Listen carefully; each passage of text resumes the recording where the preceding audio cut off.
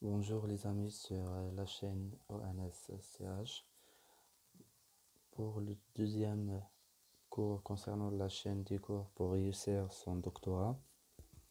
Donc dans cette partie, je vais vous parler du plan de la thèse de doctorat et donc tout ce que vous devez savoir sur le plan de thèse. Alors donc pour le plan de votre thèse, donc c'est l'itinéraire qui vous permet de vous guider dans un pays qui est inconnu. Sans lui, vous allez vous perdre. Donc un itinéraire avec ses étapes se prépare à l'avance et surtout pour le décider, encore faut-il que vous ayez prévu un point de départ et un point d'arrivée. Beaucoup de doctorants sentent que la pertinence de leur plan découlera de la qualité de leur thèse. C'est pourquoi il n'est pas rare de consacrer des semaines, voire des mois, à réfléchir à son plan de thèse. Pourtant, à un moment, il faut se décider et faire confiance à son plan. Dans cette vidéo, j'ai décidé de répondre à certaines de vos questions les plus fréquentes. Donc la première question, c'est qu'est-ce qu'un bon plan de thèse? Le plan indique de quelle partie et sous-partie sera composée votre thèse. Il donne les titres de ces parties et, si possible, une synthèse en quelques lignes de ce qui sera traité. Le plan est utile essentiellement aux doctorants.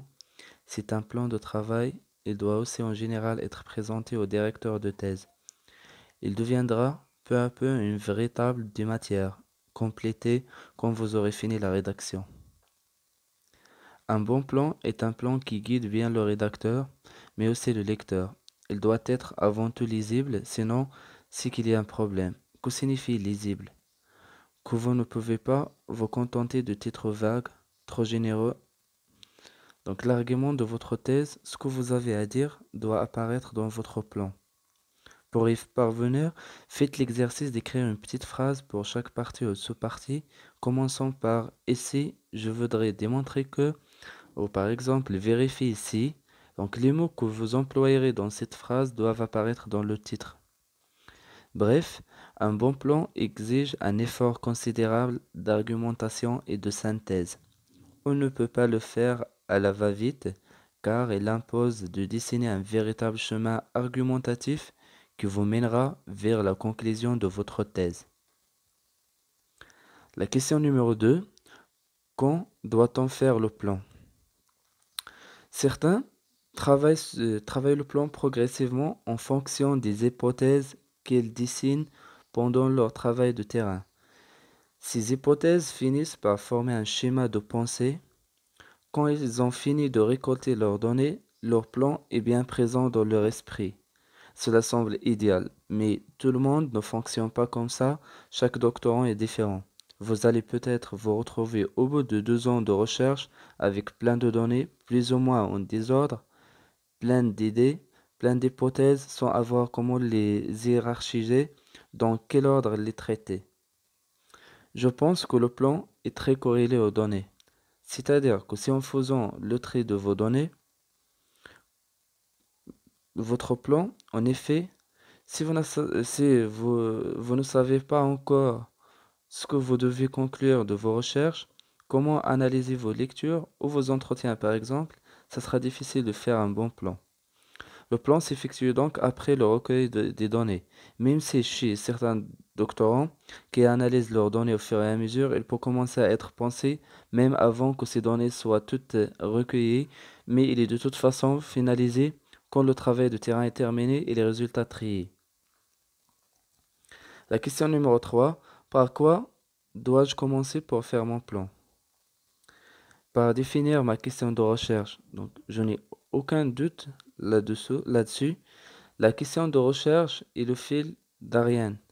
Il met de l'ordre dans le désordre. Le plan doit être pensé comme une réponse articulée et argumentée à cette question. La question numéro 4. Donc, le plan doit être très détaillé. Et bien sûr, ça dépend de deux choses. Des exigences de votre directeur de thèse. Éventuellement, certains directeurs exigent beaucoup de détails, d'autres pas du tout. Et surtout de votre propre caractère, de votre façon de faire. Certains doctorants peuvent se présenter avec précision une idée avant de l'écrire. Ils ont même besoin, ils vont faire spontanément un plan très détaillé en listant, ordonnant leurs idées a priori. D'autres doctorants doivent écrire pour faire émerger leurs idées. Un plan très détaillé avant l'écriture leur est donc impossible. En rédigeant, ils se mettent à suivre des pistes inattendues.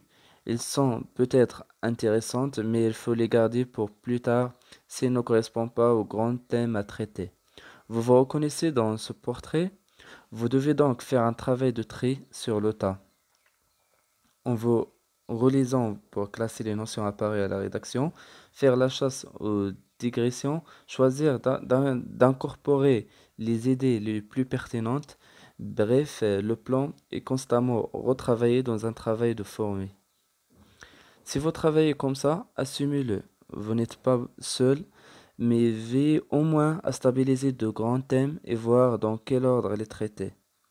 Si vous fixez les grandes parties de votre thèse avant la rédaction, ce sera déjà pas mal et ça vous orientera un minimum.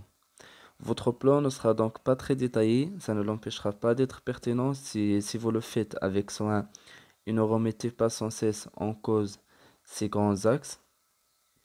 Donc, comme je vous ai dit pour le plan, donc ça dépend de votre façon de faire et des demandes de votre directeur de thèse. La question numéro 5. Donc, y a-t-il des modèles de plans? Donc, je vois que l'on trouve sur Internet des plans types. Donc, je vous laisse chercher sur Google ou Google Scholar. Je ne vous le proposerai jamais car cela peut vous mener droit dans le mur en vous évitant de réfléchir à votre argument de recherche. Personne ne sera jamais en mesure de vous donner un bon plan préfabriqué. Si vous pensez vous en sortir en appliquant une recette de type partie 1, cadre théorique, partie 2, problématique, partie 3, méthode, etc., vous risquez de mauvaises surprises car même un tel plan exige une solide réflexion. Il n'existe pas de modèle mais des schémas récurrents. Il y a des plans thématiques, des plans dialectiques sur le fameux modèle thèse, antithèse, synthèse, des plans déductifs. Certaines disciplines favorisent les plans thématiques, donc chaque partie correspond à un grand thème, une grande hypothèse de votre travail, le cadre théorique est construit au fur et à mesure de la thèse. Et d'autres favorisent des plans très classiques suivant un modèle de raisonnement issu des sciences dures, où on expose la théorie avant d'expliquer l'expérimentation qui teste une hypothèse. Dans ce cas, le cadre théorique vient au début de la thèse.